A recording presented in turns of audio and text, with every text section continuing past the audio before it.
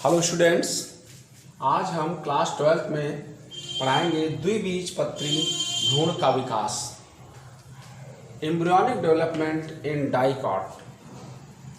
कल आपको पढ़ाया था निषेचन और द्विनिषेचन। निषेचन के बाद ही भ्रूण का विकास होता है। निषेचन के बाद क्या होता है? भ्रूण बनता है, यानी एम्ब्रायो।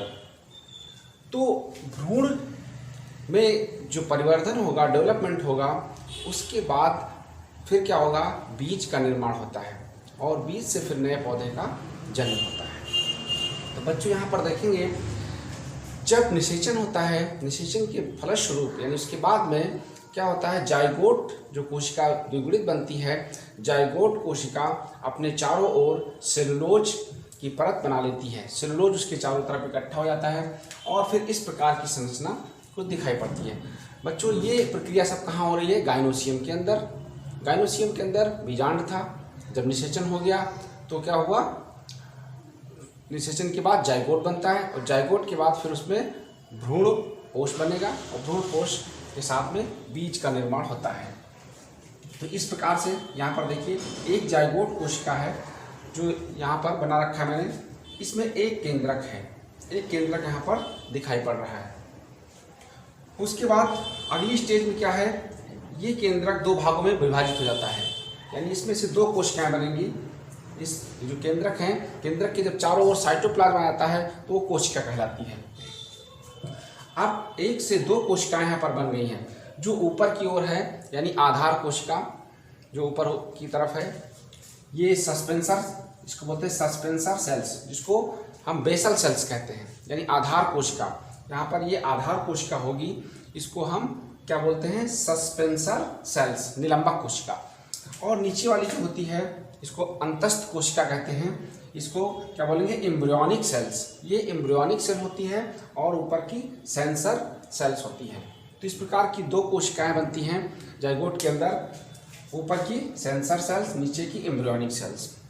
और अब क्या है? अगली स्टेज में क्या है? यहाँ पर ऊपर की जो कोशिका है, ऊपर वाली, यहाँ पर एक अनुप्रस्थ विभाजन होता है। इस प्रकार से अनुप्रस्थ विभाजन मतलब इस प्रकार से बेड़ा बेड़ा विभाजन होता है, तो इसको हम बोलते हैं अनुप्रस्थ विभाजन। और जब नीचे को होता है लंबा तो वर्टिकल डिवीजन होता है, वो वर्टिकल विभाजन होता है।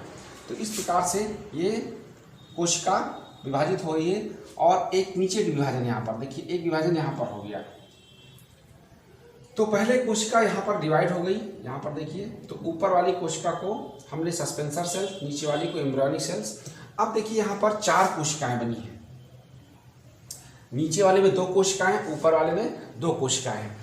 अब आप जब देखेंगे तो ये एक प्रकार का बाल एम्ब्रायो बनता है, ठीक है, यंग एम्ब्रायो। और कैसा? चार कोशिकीय यंग एम्ब्रायो बनेगा। और कैसा? कैपिटल टी, जो ट्री होता है कैपिटल टी के आकार का, कैपिटल टी के आकार का ये बनेगा बाल एम्ब्रायो। कैसे टी दिखाई पड़ेंगे? इन कोशिकाओं में देखिए, ऐसे इस प्रकार से कोशिका इधर, ये इधर, और ये इस प्रकार से ऐसे ये एक टी बन जाता है। और कैसा टी होगा? उल्टा टी। तो जो बाल एम्ब्रायो की जो कोशिकाएं हैं वो उल्टा टी के आकार में विन्यासित हो जाती हैं। इस बार अगली बार क्या है? अगली स्टेज में यहाँ पर नेक्स्ट पे क्या है? यहाँ पर चार कोशिकाएं, ये देखिए 1 2 3 4 जो सेल्स हैं, चार कोशिकाएं बनी हैं नीचे की। और ऊपर की जो है चूषक कोशिका, हास्टोरियल सेल्स होती हैं। अब क्या है? इन कोशिकाओं में और विभाजन होता है तो बहुत सारी कोशिकाएं एक तरफ से लाइन से बन जाती हैं। तो इन कोशिकाओं को ऊपर वाली बोलते हैं हास्टोरियल सेल्स, हास्टोरियल सेल्स यानी चूषक कोशिकाएं होती हैं। और ये कोशिकाएं नीचे की कोशिकाओं पे प्रेशर डालती हैं, दबाव डालती हैं, तो कोशिकाओं की संख्या नीचे की तरफ बढ़ती जाती है। और ये कोशिकाएं क्या हैं? सस्पेंसर सेल्स, ये बीच वाली। और सबसे लास्ट की कोशिका ये वाली, ये क्या है? हाइपोफाइसिस। ये सबसे लास्ट की कोशिका को हाइपोफाइसिस सेल्स कहते हैं। तो इस प्रकार से ये 4 सेल एम्ब्रायो बन गया। 4 सेल एम्ब्रायो कैसा? यंग। एक बाल भ्रूण बन जाता है, चार कोशिकीय। अगली स्टेज में क्या है बच्चों? पेरिक्लाइनल डिवीजन होता है। पेरिक्लाइनल परितः विभाजन एक होता है। तो क्या होता है? इसमें कोशिकाएं बहुत सारी बन जाती है। 6 से लेकर के करीबन 8 या 10 कोशिकाएं बनती हैं यहाँ पर। ये कोशिकाएं एक पंक्तिवत एक लाइन से विन्यासित होती हैं, एक सीधी रेखा में पंक्तिवत, और ऊपर की कोशिकाएं नीचे की कोशिकाओं को प्रेशर डालती हैं। तो यहाँ पर क्या होता है, विभाजन होता है, परिता विभाजन। तो यहाँ पर देखिए इस बाहरी वाली कोशिकाओं को क्या बोलते हैं, डर्मेटोजेंस। ये डर्मेटोजेंस हैं, और इसके नीचे वाली कोशिकाएं पेरीब्लेम हैं, और सबसे नीचे वाली प्लीरोम्स। तो यहाँ 3 प्रकार की कोशिकाएं बन रही, उनका डर्मेटोजेंस, पेरीब्लेम और प्लीरोम्स। और इस अवस्था क्या बोलते हैं, ऑक्टल मतलब अष्टक अवस्था, अष्टक कंडीशन बोलते हैं।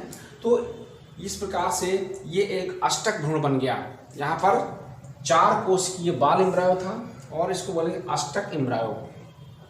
अब लास्ट और फाइनल स्टेज में क्या है बच्चों, इसमें देखिए लास्ट स्टेज में क्या होता है, इस प्रकार से अंदर की कोशिकाएं स्पष्ट रूप से बन जाती हैं।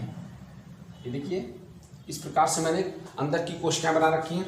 अब क्या हुआ, जो भ्रूण है वो बिल्कुल अंकुरित होने के लिए तैयार हो जाएगा, रेडी हो जाएगा, उसमें से अंकुरण निकलेगा। तो द्विबीजपत्री का हम पढ़ा रहे हैं भ्रूण का विकास। तो इसमें क्या होंगे, 2 बीजपत्र निकलेंगे। ये देखिए कॉटिलिडन्स मतलब बीजपत्र। मैंने बताया था कि द्विबीजपत्री पौधा है, तो जब अंकुरण होगा तो 2 बीजपत्र उसमें से निकलेंगे।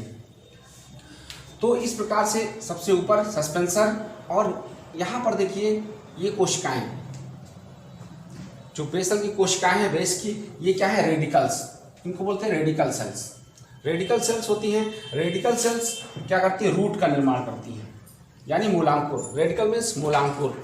तो मूलांकुर से जड़ बनती है, और नीचे है प्ल्यूम, नीचे की कोशिकाएं क्या है, प्ल्यूम्स, इनको बोलते हैं प्रांकुर। प्रांकुर से तने का निर्माण होता है, स्टेम, मैंने यहाँ लिखा स्टेम। तो इस प्रकार से अब इस स्टेज में क्या होता है, रेडिकल बन गया और प्ल्यूम बन गया।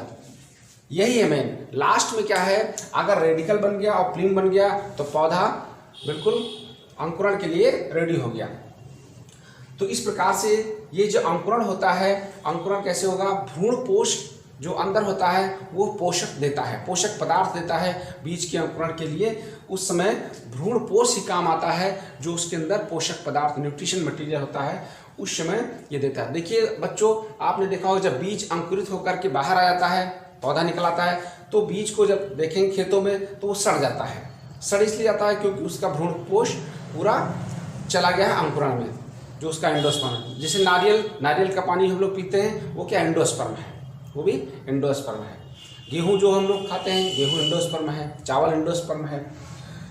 तो इस प्रकार से बच्चों आपने देखा कि फाइनल स्टेज में क्या है, ये मेन चीज़ है, रेडिकल्स और प्ल्यूम्स। जहाँ रेडिकल बन गई वहाँ से पौधे का अंकुरण शुरू हो जाएगा, और प्ल्यूम्स यानी रेडिकल से जड़ और प्ल्यूम से तने का निर्माण होता है। तो इस प्रकार से ये था द्विबीजपत्री भ्रूण का विकास। अब नेक्स्ट टॉपिक बताएंगे एक बीजपत्री भ्रूण का विकास। बच्चों, एक बीजपत्री और द्विबीजपत्री भ्रूण के विकास में लगभग समानताएं हैं, लास्ट में थोड़ा सा अंतर यहाँ पर आता है, बाकी यहाँ की प्रक्रियाएं बिल्कुल सेम होती हैं। Thank you.